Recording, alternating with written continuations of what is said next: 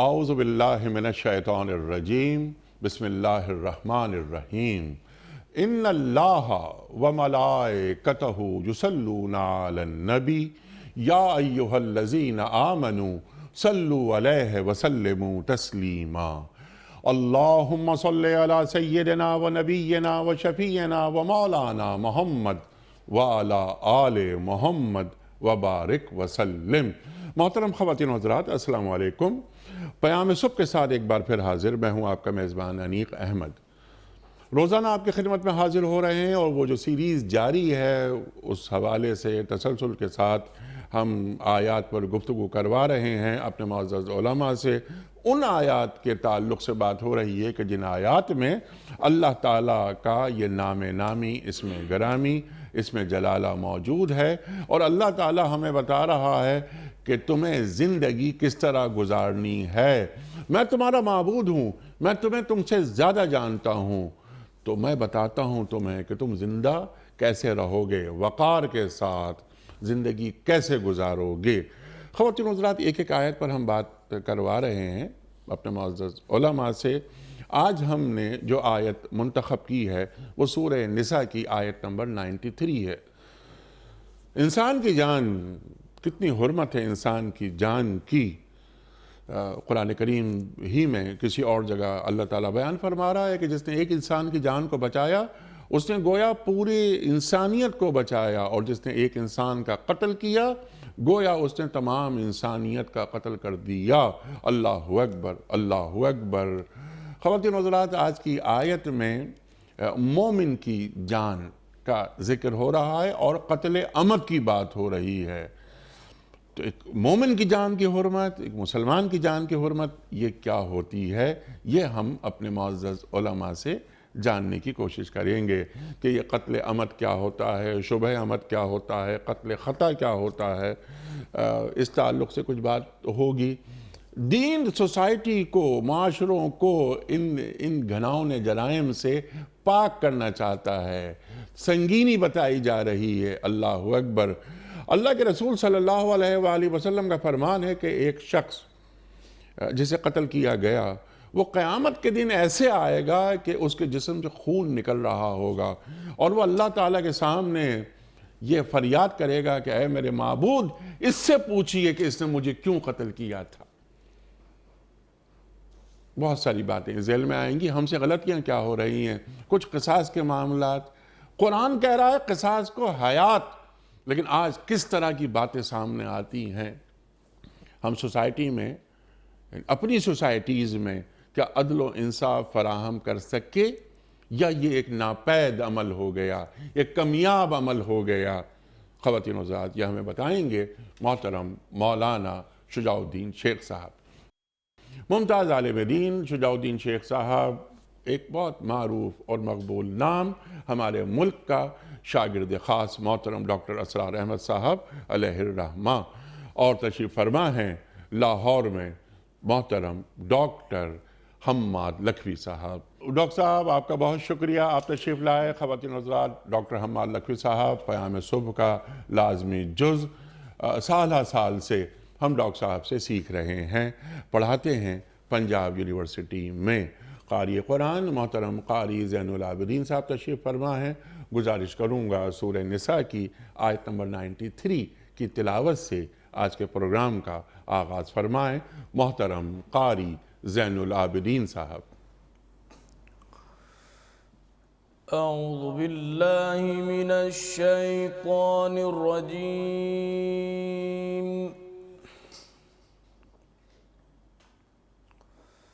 بسم اللہ الرحمن الرحیم۔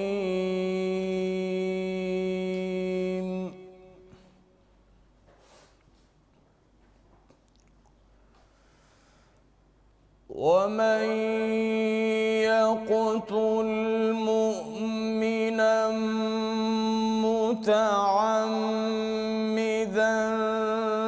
فَجَزَاؤُهُ جَهَنَّمُ خَالِدًا فِيهَا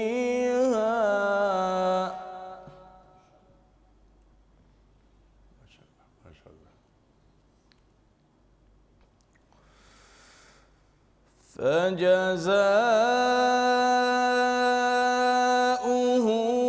جهنم خالدا فيها وغضب الله عليه. اللہ اکبر، اللہ اکبر۔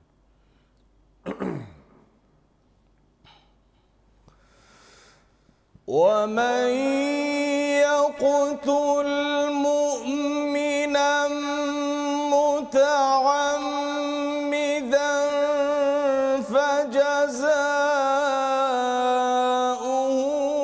جهنم خالدا فيها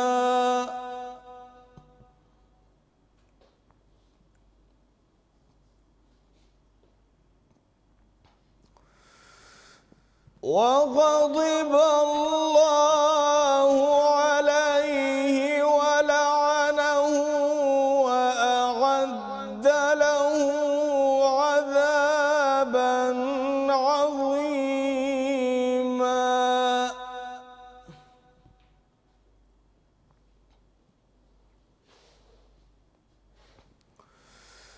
ومن يقتل مؤمنا متعمدا فجزاؤه جهنم خالدا فيها. ماشاء اللہ، ماشاء اللہ۔ وغضب الله عليه ولعنه وأعد له عذابا عظيما.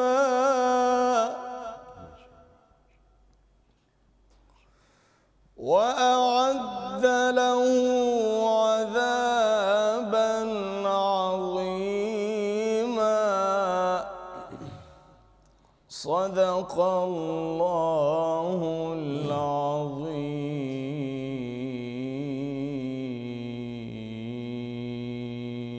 سبحان اللہ، سبحان اللہ۔ قاری زید العابدین صاحب نے سورہ نساء کی آیت نمبر 93 کی تلاوت کی سعادت حاصل کی۔ ترجمہ پیش کر رہا ہوں۔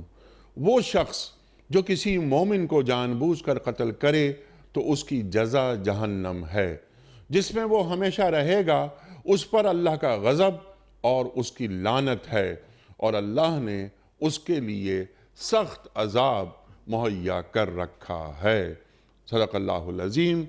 محترم خواتین و حضرات، آج کے پروگرام کے حوالے سے اس سے پہلے کہ ہم پہلا سوال رکھیں محترم ڈاکٹر حماد لکھوی صاحب کی خدمت میں، اس سے قبل کل کے پوچھے گئے سوال کا درست جواب اور آج کا سوال آپ کی خدمت میں۔ کل کا سوال یہ تھا کہ ہجرت سے کتنے سال قبل سرکار دو عالم صلی اللہ علیہ وآلہ وسلم کا نکاح حضرت عائشہ صدیقہ رضی اللہ تعالی عنہا سے ہوا؟ درست جواب 3 سال قبل۔ آج کا سوال نوٹ فرما لیجئے۔ روز قیامت جو فرشتہ زمین کو لپیٹے گا اس کا نام کیا ہے؟ حضرت اسرائیل علیہ السلام یا حضرت جبرائیل علیہ السلام یا حضرت اسرافیل علیہ السلام؟ جو درست جواب آپ سمجھتے ہوں روانہ فرمائیے۔ ہمارے فون نمبرز ہیں 0092213452709۔ ہمارا دوسرا فون نمبر ہے 009221343000980۔ ہمارا ای میل ایڈریس ps@duniatv.tv۔ ہمارا SMS کا نمبر 3031 اور ہمارا واٹس ایپ کا نمبر ہے 00923258250194۔ قبلہ ڈاکٹر حماد لکھوی صاحب ارشاد فرمائیے، سورہ نساء آیت 93، یہ قتل کی سنگینی، پھر قتل ایک انسانی جان، پھر ایک مسلمان کی جان، پھر قتل خطا نہیں قتل عمد۔ ارشاد فرمائیے اللہ تعالیٰ کیا بیان فرما رہا ہے اور کیا تعلیم کر رہا ہے جمی انسانیت کو؟ بسم اللہ الرحمن الرحیم۔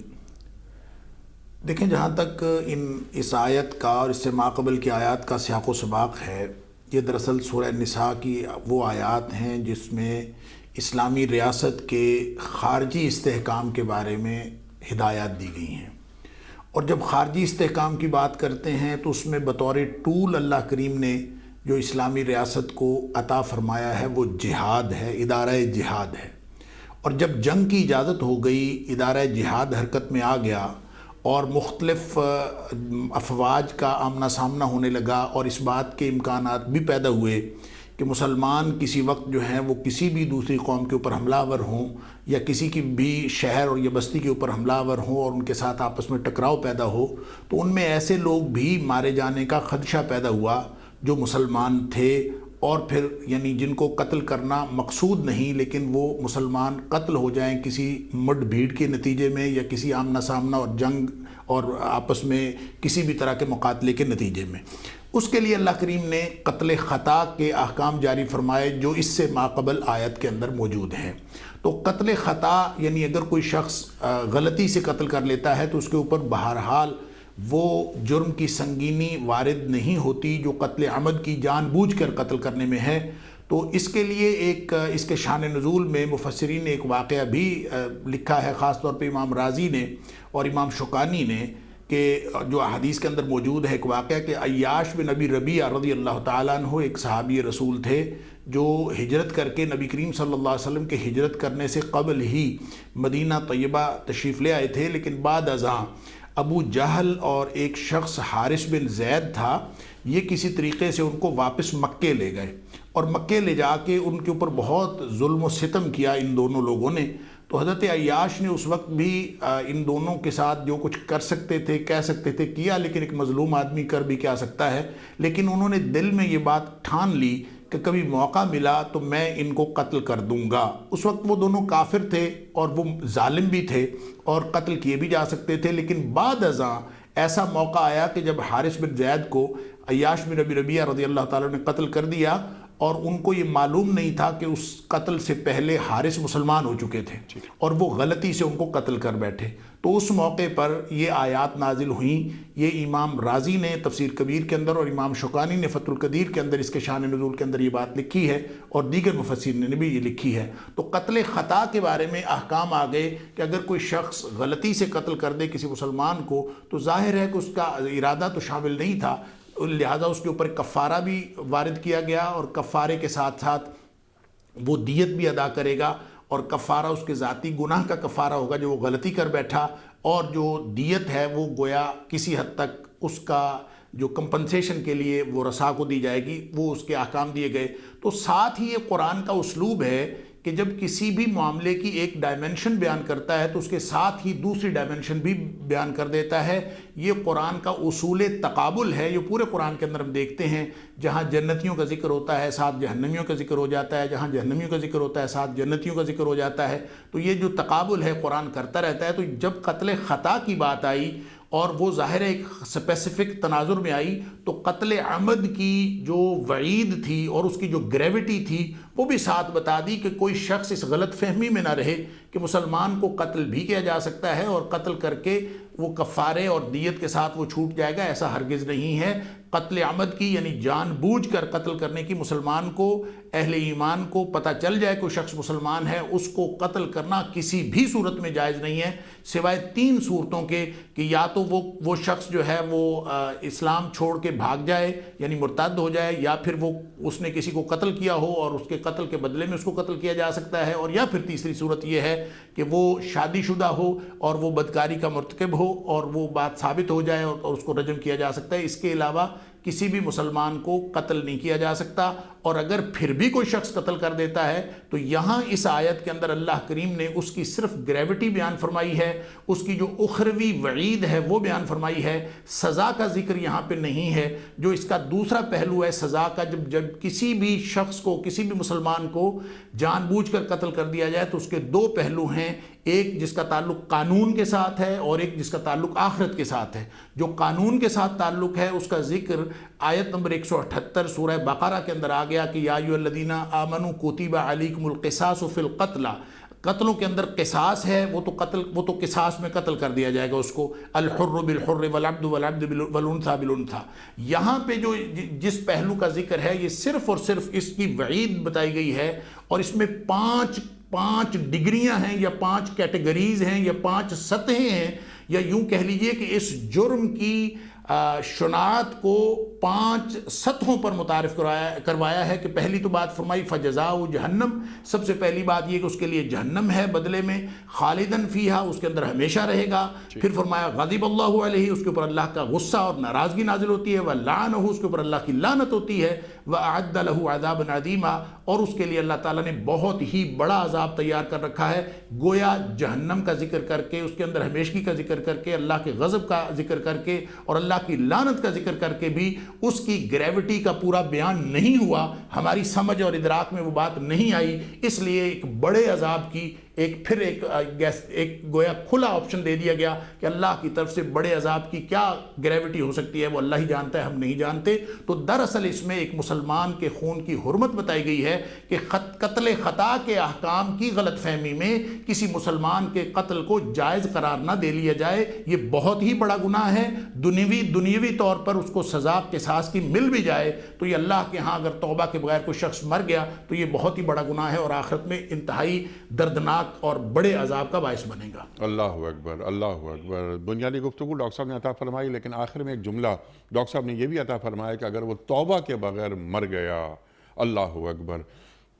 سمپل سوال آپ کی خدمت میں، اس ذیل میں جو آخری بار ڈاکٹر صاحب نے فرمائی، کیا یہ قتل عمد لائق توبہ گناہ ہے، معاف ہو سکتا ہے یا نہیں؟ اس جانب کچھ توجہ دلائیے، ہمیں واضح کیجیے گا، اور یہ بھی فرما دیجئے کہ یہ جو سنگینی ہے ایک انسان کی جان کی اہمیت، حرمت، یعنی آج یہ کہا جاتا ہے کہ مسلمان خون کو پھیلاتے ہیں، مسلمان سلامتی کو پھیلاتے ہیں، دین ہمارا کیا بیان کر رہا ہے وغیرہ وغیرہ، بہت ساری باتیں سامنے آئیں گی۔ جس نے ایک انسان کی جان کو بچایا اس نے جمی انسانیت کی جانوں کو بچایا، جس نے ایک انسان کی جان لی، قتل کیا، اس نے گویا تمام انسانیت کو قتل کر دیا۔ یہ تو ہمارا قرآن ہمیں بتا رہا ہے۔ ارشاد۔ نحمد و نصلی علی رسولہ الکریم، اما بعد، بسم اللہ الرحمن الرحیم۔ ڈاکٹر صاحب نے بڑی جامع گفتگو ہمارے سامنے رکھی، اللہ تعالیٰ ڈاکٹر صاحب کو جزائے خیر عطا فرمائے۔ آمین۔ جو ان کے آخری جملے کے تناظر میں آپ نے سوال رکھا جو کہ بڑا ایک عملی مسئلہ بھی ہے کہ کیا ایک شخص جس نے قتل کیا اس کا یہ قتل کا جرم لائق توبہ ہے، یعنی کیا اس کی توبہ کا امکان ہے؟ ایک اصولی بات سمجھ لیں، اللہ تعالیٰ تو قرآن حکیم میں یہ تو ضرور فرماتا ہے کہ ان اللہ لا یغفر ان یشرک بہ وَيَغْفِرُ مَا دُونَ ذَلِكَ لِمَن يَشَاءُ، سورہ نساء کی آیت نمبر 48 میں بھی ہے، سورہ نساء کی آیت نمبر 116 میں بھی ہے۔ اس میں ایک ذرا حساس نقطہ بھی، اس لیے توجہ سے بات بیان بھی کرنی چاہیے اور سننی بھی چاہیے۔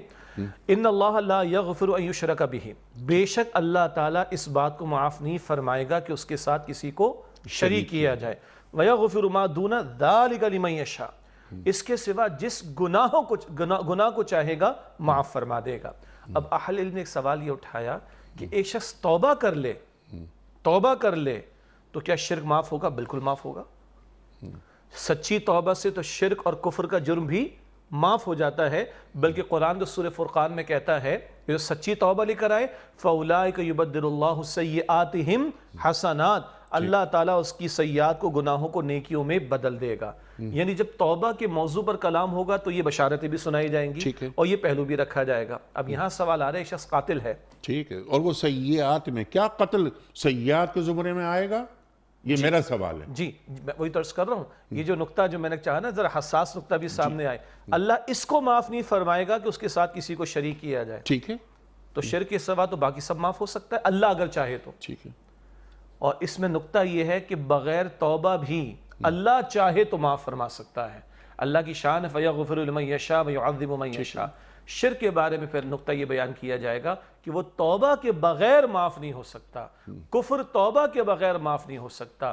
تو اب کفر اور شرک سے تو ہلکی بات ہے نا، قتل بہت بڑا جرم ہے، بلکہ ہم کبائر کہتے ہیں نا، کبیرہ گناہ، اکبر الکبائر والی حدیث ہے جس میں 7 بڑے بڑے گناہوں کا ذکر ہے جن میں شرک کے بعد قتل کا ذکر آیا۔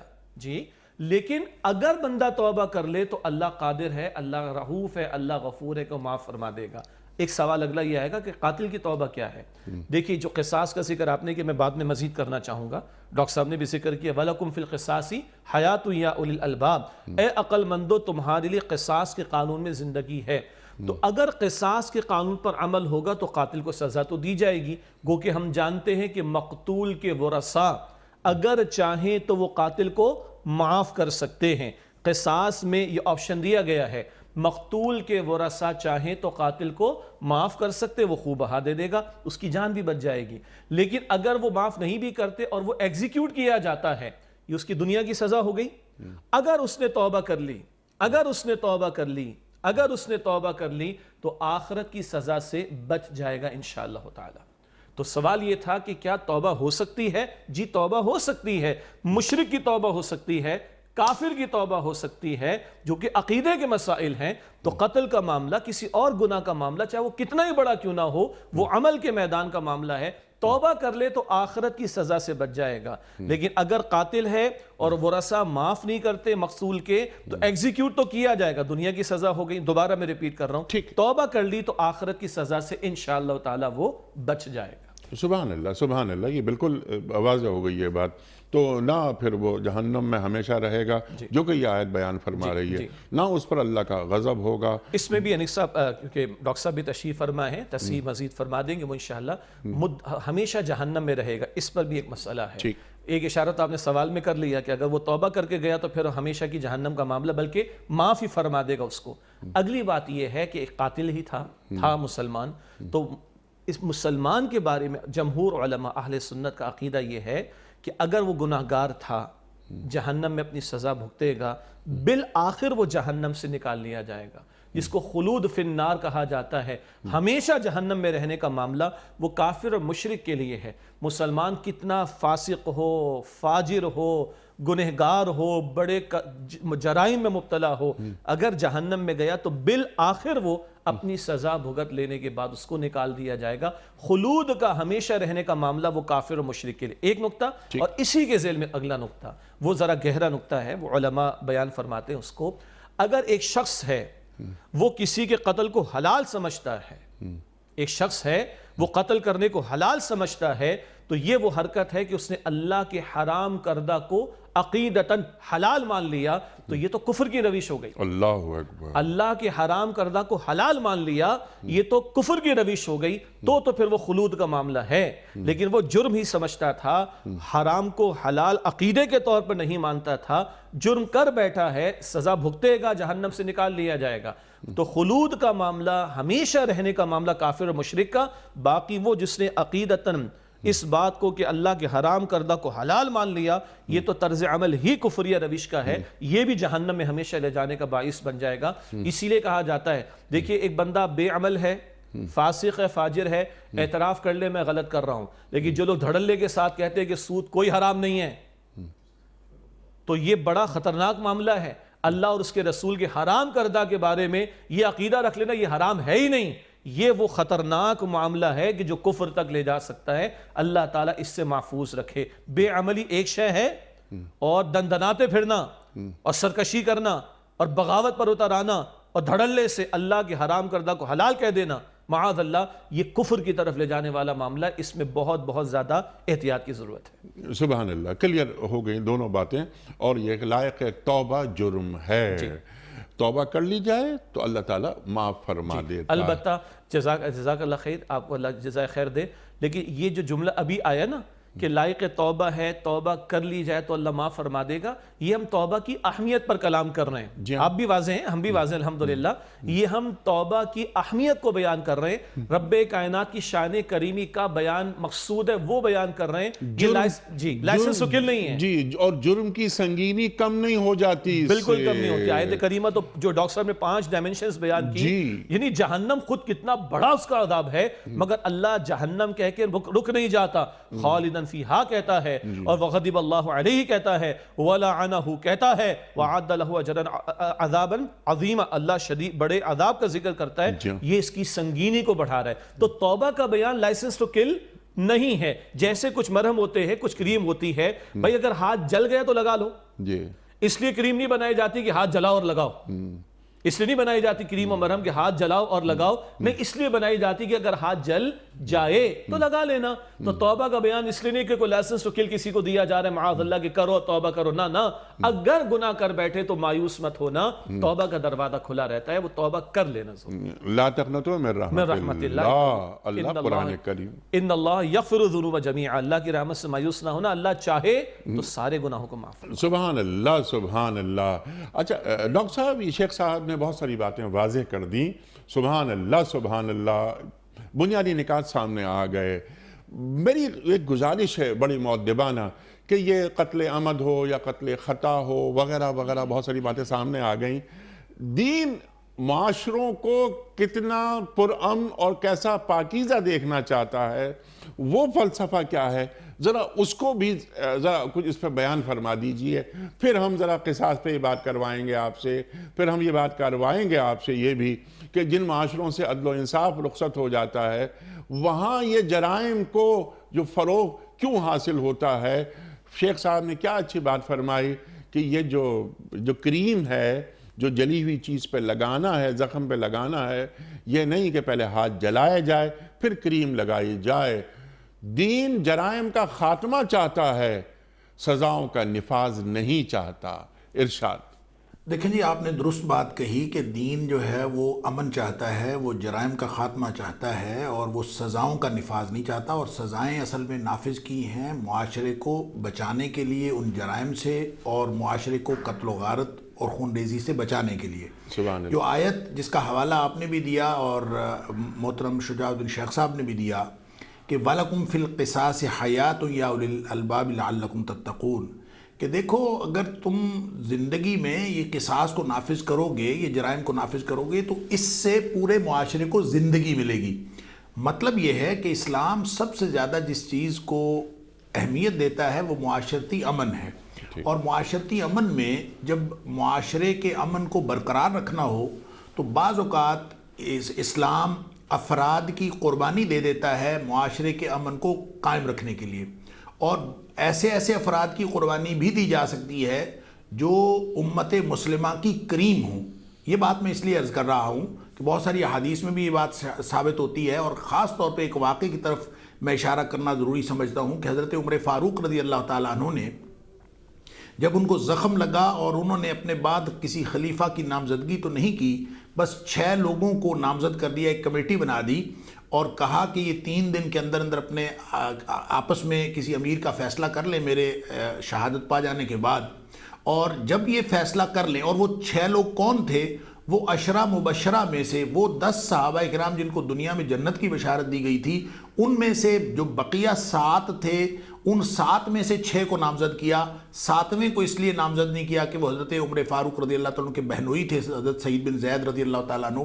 تو ان 6 لوگوں کو گویا اس وقت کی امت کی کریم تھے وہ 6 لوگ، تو اس وقت یہ کر کے ان کی کمیٹی بنا کے حضرت صہیب کو حکم دیتے ہیں رضی اللہ تعالیٰ عنہ کو کہ اے صہیب، ان کو ایک گھر میں بند کر دینا، اور یہ 3 دن کے اندر اپنے درمیان میں کسی امیر کا فیصلہ کر لیں، اور جب یہ فیصلہ کر چکیں کہ ان میں سے امیر کون ہوگا، ہر شخص امیر بننے کے قابل ہے اور امت کی کریم ہے، فرمایا جب یہ فیصلہ کر چکیں کہ کون امیر ہوگا، اور فیصلہ ہو جانے کے بعد اگر کوئی شخص اس بات کا کلیم کرے، دعویٰ کرے کہ میں پھر کینڈیڈیٹ ہوں اور میں پھر امیدوار ہوں، تو حضرت صہیب کو حکم دیا کہ اس کی گردن اتار دینا، اس کا سر قلم کر دینا، اس لیے کہ وہ معاشرے میں فساد کا باعث بنے گا۔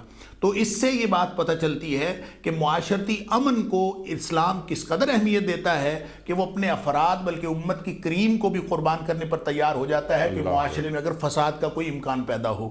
لہٰذا عام حالات میں یہ جو مفتی صاحب نے ٹرم یوز کی کہ لائسنس ٹو کل نہیں ہے، لائسنس ٹو کل تو بہت دور کی بات ہے۔ کسی شخص کو اس کے ساتھ کسی قسم کا زخم لگانا اور کسی قسم کی تکلیف پہنچانا اس کی بھی اجازت نہیں ہے۔ مسلمان ہے ہی وہ کہ من سلم المسلمون من لسانہ و یدہ، اس کی زبان سے بھی کوئی زخم نہ لگے، اس کے ہاتھ سے بھی کوئی زخم نہ لگے، معاشرے کے اندر امن ہو۔ اگر کسی کے گھر میں، نبی اکرم صلی اللہ علیہ وسلم نے فرمایا کوئی شخص کسی کے گھر میں اگر وہ بالکل اندر جھانکتا ہے، اس کے دیوار کی دراڑ سے اس کو جھانکنے کی کوشش کرتا ہے، کی ہول سے جھانکنے کی کوشش کرتا ہے، تو گھر والے کو اس بات کی اجازت ہے کہ اگر گھر والا آگے سے چھڑی مار کے اس کی آنکھ پھوڑ دے تو اس کے اوپر کوئی کسی قسم کا جرم نہیں ہے، کسی قسم کا گناہ نہیں ہے، کیونکہ اس نے اس کی چادر چاردیواری کے تحفظ کو خراب کرنے کی کوشش کی ہے۔ یوں اسلام ایک ایسی حد مقرر کرتا ہے کہ ہر شخص کی ایک انفرادی زندگی ہے، ہر شخص کی ایک خانگی زندگی ہے۔ یہ ساری معاشرتی حدود، معاشرتی دائروں کے ساتھ، معاشرتی دائروں کے تعین کے ساتھ اسلام مقرر کر دیتا ہے، اور مقرر کرنے کے بعد ہر ایک کو پابند بناتا ہے کہ وہ اللہ کے دیے ہوئے اس قانون کو، اللہ کے دیے ہوئے اسلام کو نافذ کرتے ہوئے حقوق العباد کا خیال رکھیں۔ یہ سب اللہ کے بندے ہیں، اور اللہ کے بندے اللہ کے بندوں کے حقوق کا خیال رکھیں۔ یہاں پہ کوئی ایسے ہیومن رائٹس کا تصور نہیں ہے کہ کسی شخص کے پاس ایبسولوٹ آزادی یا ایک بالکل لامحدود قسم کی کوئی آزادی ہو کہ جس کو جو مرضی کرتا پھرے وہ اس کو بیسک ہیومن رائٹس اس کو بچا لے۔ ایسا کچھ نہیں ہے، بلکہ یہ حقوق العباد ہیں جو ایک قادر مطلق معبود کے دیے ہوئے قانون کو نافذ کرنے کے بعد حاصل ہوتے ہیں، اور ان حقوق العباد میں سب سے بڑی چیز جو ہے معاشرتی امن ہے۔ لہٰذا جو سوال آپ نے کیا تھا کہ دین کس قدر اہمیت دیتا ہے، مارنا تو دور کی بات ہے، والجروح قصاص، قرآن کہتا ہے کہ کوئی شخص کسی کو زخم بھی لگائے تو اس کا بھی بدلہ لینا پڑے گا، اور جب بدلے کا نظام، قصاص کا نظام موجود ہوگا تو پھر معاشرے کے اندر کسی قسم کا جرم، اس کا امکان ختم کرتا ہے اسلام، نہ کہ وہ سزا کو امپلیمنٹ کرنے کے لیے جرائم کی اجازت دیتا ہے، بلکہ وہ اس جرم کا امکان ختم کرتا ہے سزا دکھا کر۔ سبحان اللہ، یہ مطلوب ہے، یہ مقصود ہے۔ دین ایسے معاشرے قائم کرنا چاہتا ہے، ایسے معاشرے دیکھنا چاہتا ہے، اور لوگوں کو دکھانا چاہتا ہے کہ یہ دین کتنی بڑی نعمت ہے انسانیت کے لیے۔ اسلام قبول کرو گے تو تم امن پسند معاشروں میں آ جاؤ گے۔ لیکن اب سوال ٹو ڈوز، کیونکہ اب پروگرام کا آخری وقت شروع ہو گیا، کیا یہ جو گفتگو ڈاکٹر صاحب نے فرمائی، آپ نے یہ گفتگو فرمائی، یہ آپ دونوں کی گفتگو نہیں، یہ دین کی گفتگو ہے، یہ دین کے تقاضے ہیں۔ کیا ایسی سوسائٹی عالم اسلام، یعنی گلوبلی، مسلم گلوب جو ہے، اس میں کیا ہم ایسے معاشرے قائم کرنے میں کامیاب ہو گئے؟ پہلا سوال۔ دوسرا سوال یہ کہ اگر نہیں قائم کر سکے، پاکستان، پہلی محبت تو پاکستان ہے نا ہماری، تو یہ معاشرے قائم نہ ہونے کے اسباب کیا ہیں، اور ان کو ختم کیسے کیا جا سکتا ہے تاکہ انسانی جان کی حرمت وہ برقرار رہے؟ یہ دین کا ایک تقاضا ہے، اس پر ہم عمل کیوں نہیں کر پا رہے؟ روزانہ ہم دیکھتے ہیں، بلکہ جس شہر میں ہم اور آپ رہتے ہیں اور رہ رہے ہیں، اس شہر میں اللہ ہزاروں لاشیں ہم نے یہاں دیکھے، ہزاروں جنازوں میں سے سینکڑوں میں ہم نے شرکت کی ہے، اور ہم روتے رہے، 20 سال سے رو رہے ہیں، اس سے زیادہ سے ہم رو رہے ہیں۔ ہمیں کچھ نہیں چاہیے، ہمیں اللہ کی شریعت چاہیے، ہمیں اللہ کا حکم چاہیے۔ ہم نے اللہ کے نام پر یہ پاکستان حاصل کیا تھا، ہم نے اس کا نام صرف پاکستان نہیں رکھا ہے، ہم نے اس کا نام اسلامک ریپبلک آف پاکستان رکھا ہے۔ اس میں پاکستان بعد میں ہے، ریپبلک بعد میں، اسلام پہلے ہے۔ انیس صاحب، ایک میں درد دل یہ بھی شیئر کر لوں، یا ایک بات یہ بھی شیئر کر لوں، تصور دین کو سمجھنا بھی ضروری ہے۔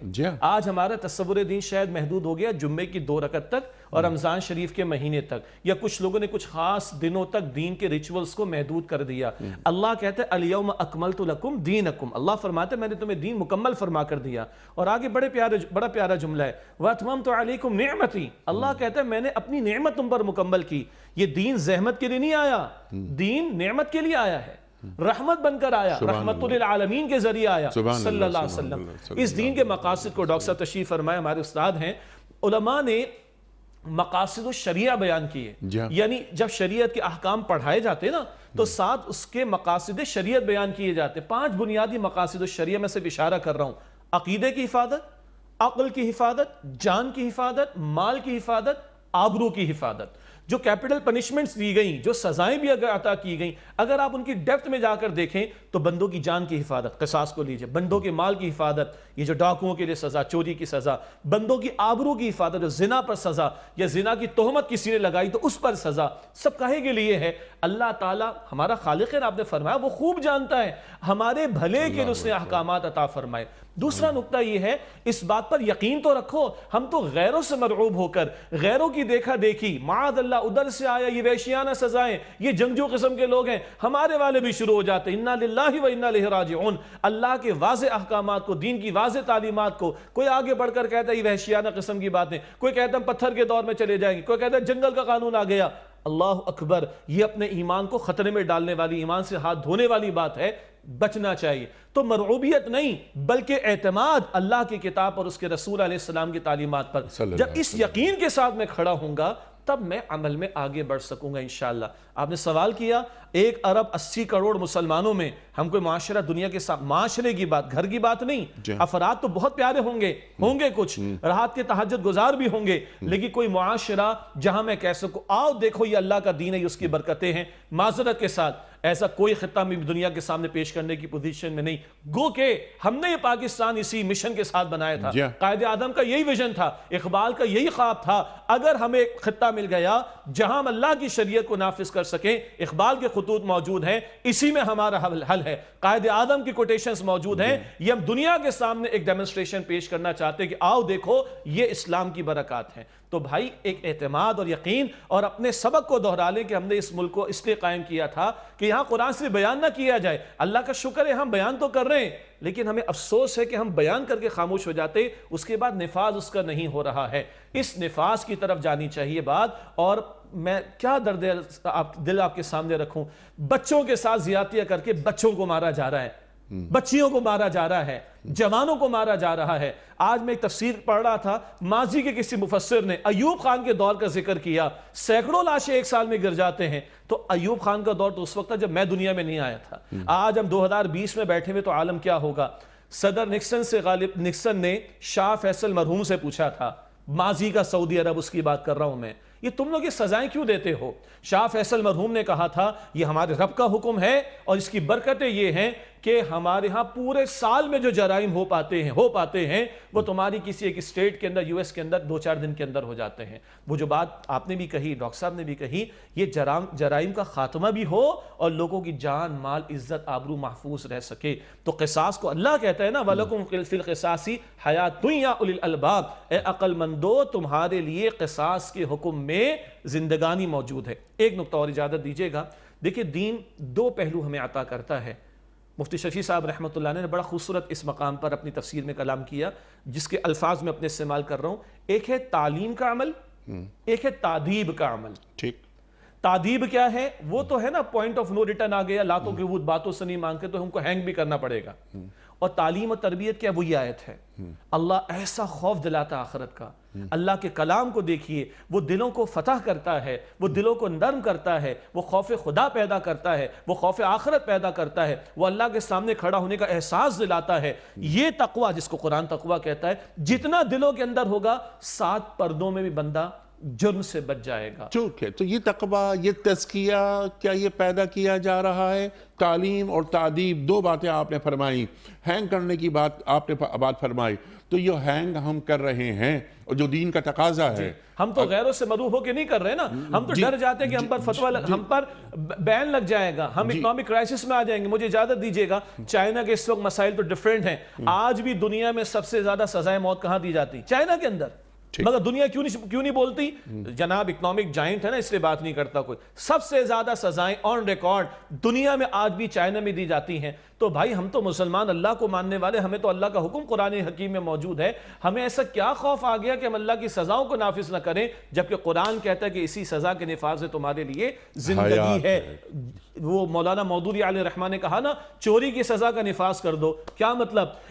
2 ہاتھ 10 ہاتھ کاٹ چوری کرنے کے لیے بڑھیں گے تو ان کو خوف ہوگا کہ 20 ہاتھ مجھے کاٹنے کے لیے موجود ہیں، تب لوگوں کی جان محفوظ ہوگی، تب لوگوں کا مال محفوظ ہوگا، حیات اس میں آئے گی، پروٹیکشن اس میں آئے گی۔ اور جب ہم اس قانون پر عمل نہ کریں تو پھر آپ دیکھ لیجئے، آپ مجھ سے زیادہ واقف ہیں، کراچی میں ہزاروں لاشیں ہم نے دیکھے، پاکستان میں ہر دوسرے دن کتنے قتل کی باتیں اور ریپ کرنے کے بعد مار دینے کی باتیں ہم پڑھ کے تھک گئے ہیں۔ یعنی درد دل ہے کہ خدا را ہمارے حکمرانوں کو خوف آئے، اللہ کو ہم نے جواب دینا ہے، جن کو اللہ نے اختیار عطا فرمایا، اسی میں زندگانی ہے۔ اللہ تو قرآن میں ہمیں یہ بیان کرتا ہے۔ سبحان اللہ، سبحان اللہ، سبحان اللہ۔ معاشروں کی اخلاقی تربیت ہو، جی، جس کو ہم تعلیم و تربیت کہیں گے، جی، اور جب وہ ہے نا لاتوں کی بود باتوں سے نہ مانگے تو پھر وہ تعدیب بھی ہے جس کے اندر یہ حکم بیان ہو رہا ہے، قصاص۔ سبحان اللہ، سبحان اللہ۔ لیکن دین یہ نہیں چاہتا کہ سزاؤں کا نفاذ ہو۔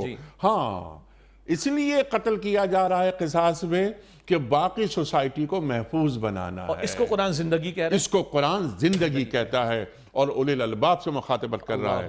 تم اہل عقل ہو, تم اہل دانش ہو, اور آج کے جو اہل دانش وہ سزائے موت کو نکالنا چاہتے ہیں. مطلب وہ عقل انسانی وہی خداوندی کا مقابلہ کر رہی ہے. یعنی یہ مجرموں کو سپورٹ کرنا چاہ رہے ہیں, مجرموں کے ہاتھ مضبوط کرنا چاہ رہے ہیں, ظالموں کو سپورٹ کرنا چاہ رہے ہیں, مظلوموں کی بات نہیں کرنا چاہ رہے. استغفر اللہ. اللہ اکبر, اللہ اکبر.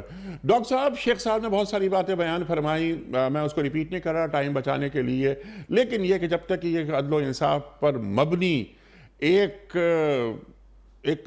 معاشرہ قائم نہیں ہوتا, ایک خوف تو ہونا مجھے کہ اگر میں نے چوری کی تو میرا ہاتھ کٹے گا, اور جب میں معاشرے میں باہر نکلوں گا تو میرا ہاتھ کٹا ہوا ہوگا, تو لوگ دیکھیں گے مجھے کہ اس نے چوری کی تھی اس لیے اس کا ہاتھ کٹا ہوا ہے. یا میں قتل کرتا ہوں, میں ریپ کرتا ہوں جو آپ نے اشارہ فرمایا, تو مجھے ایسا ہے کہ میں دید عبرت بن جاؤں لوگوں کے لیے. ایسا ماحول ہی نہیں. ہاں, میرے کنیکشنز بہت اچھے ہیں تو فیصلے عدالت میں کچھ سے کچھ ہو جاتے ہیں, اور سزاؤں کا نفاذ اگر ہوتا بھی ہے تو غریب کے لیے, بیچارے غریب کے لیے. تو ایسے ماحول میں اللہ اکبر, اللہ اکبر, تو پھر یہ ہم امیدیں کرتے ہیں کہ اللہ رحمتیں برسائے گا اس مملکت پر. ارشاد. دو باتیں میں آخر میں عرض کرنا چاہوں گا. ایک تو یہ کہ ہم نے مسلمان ہو کے اسلام کو رسوا کیا ہے اس پر پورا عمل نہ کر کے. ہم نے اسلام کے بارے میں باتیں بہت کی ہیں, ہم نے اس کو امپلیمنٹ نہیں کیا. ہمیں اللہ نے ملک دیا, ہمیں اللہ تعالیٰ نے کئی ملک عطا کیے, لیکن ہم نے اللہ کے دین کو نافذ نہ کر کے اسلام کی رسوائی کا سبب بنے ہم.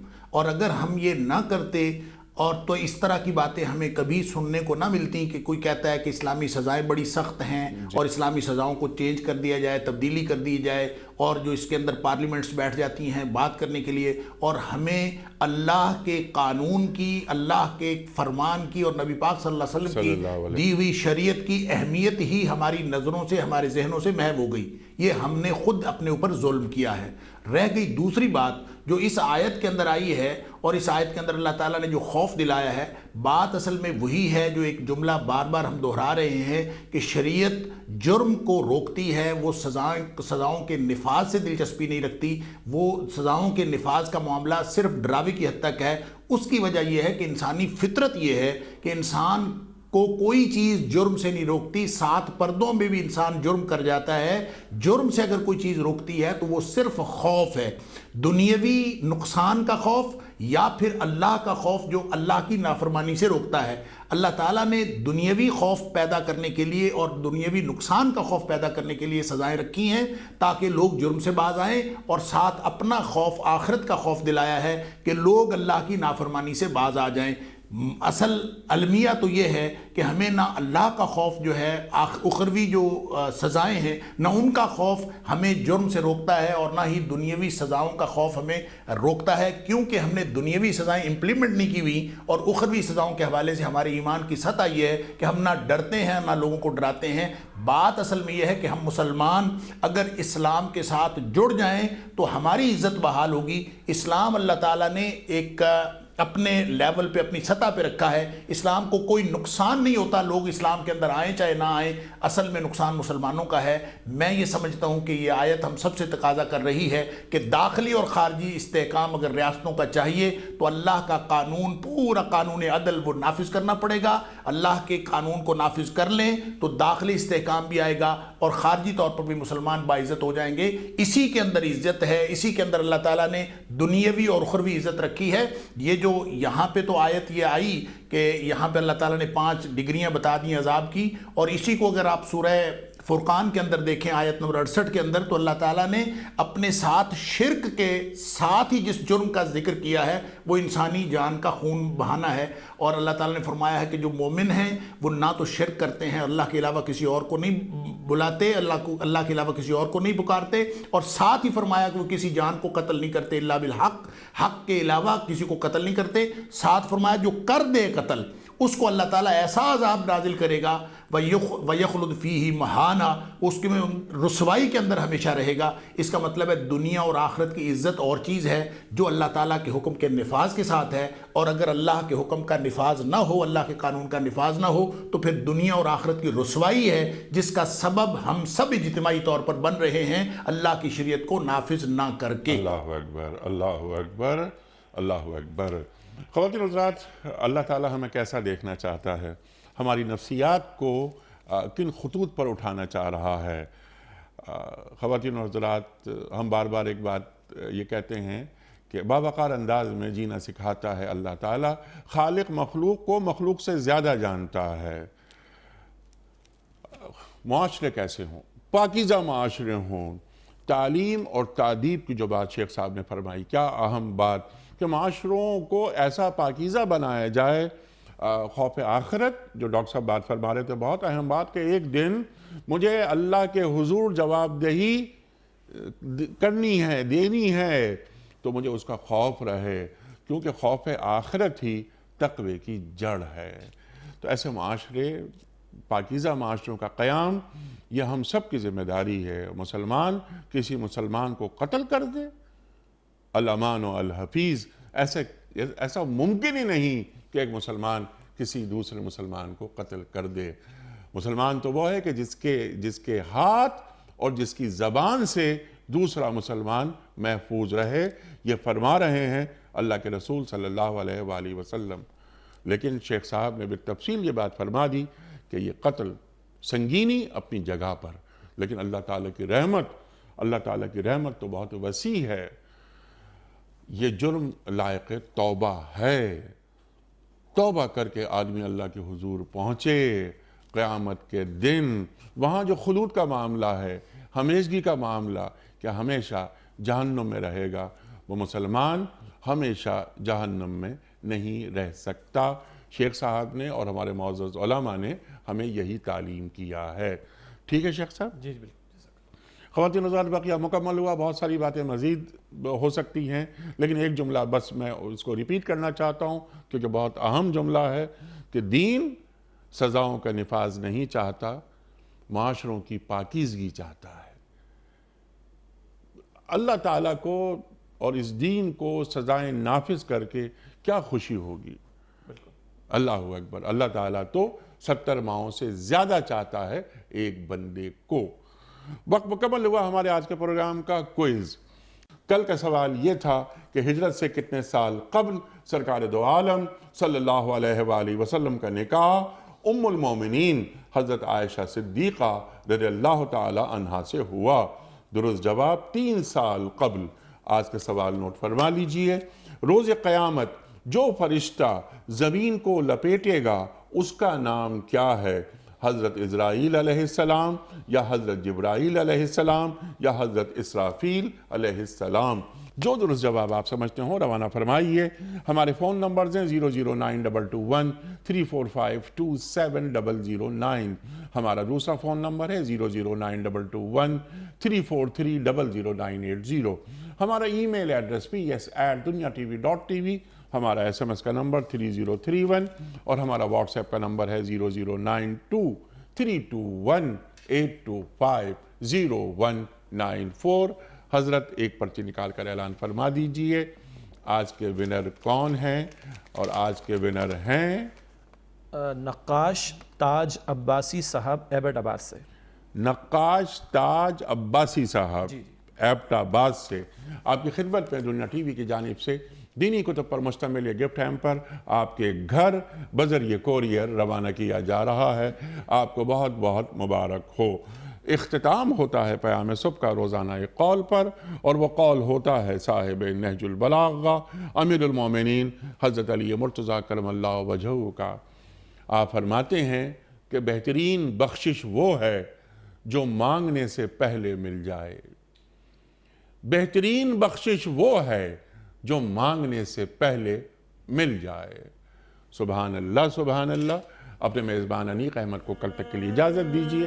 خدا حافظ۔ پروردگار